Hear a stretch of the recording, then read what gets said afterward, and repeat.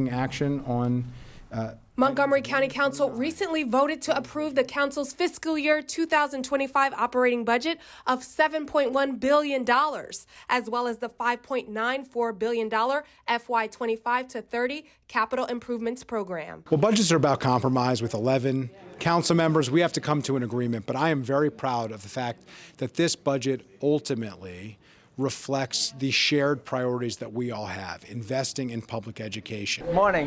Morning. The needs in our school system. And I know even though we were able to fund above our line on maintenance of effort and even go above what the county exec did, that the needs are still great there in our school system.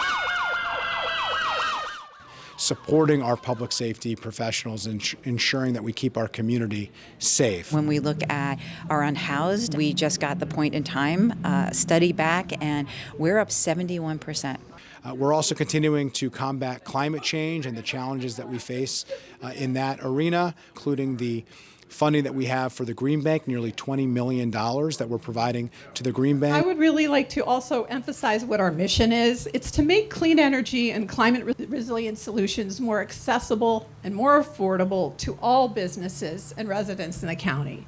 Food insecurity, we know, is a huge issue, and our mental health crisis we see across the board. His sister took their 100-year-old father from the home because he was attempting to create a concoction to cure his cancer. And making sure that we can continue our crisis intervention teams and even add to them is really a top priority.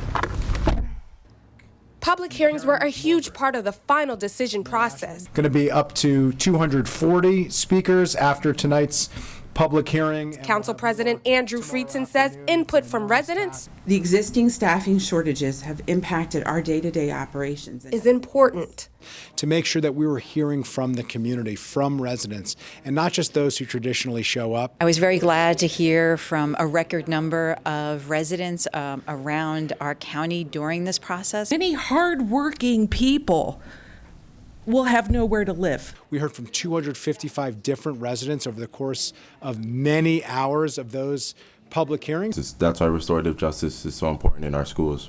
As we make these huge decisions that have a massive impact on people's lives. The FY25 operating budget represents a 5% increase compared to last year's budget. And we commend the council and county executive for budgeting consistent increases. It's not only to build an economy that we need to support our revenues, but ensure that we have the social safety net to protect our most vulnerable residents. The capital and operating budgets go into effect on July 1st. Jordan Lindsay, reporting in Rockville.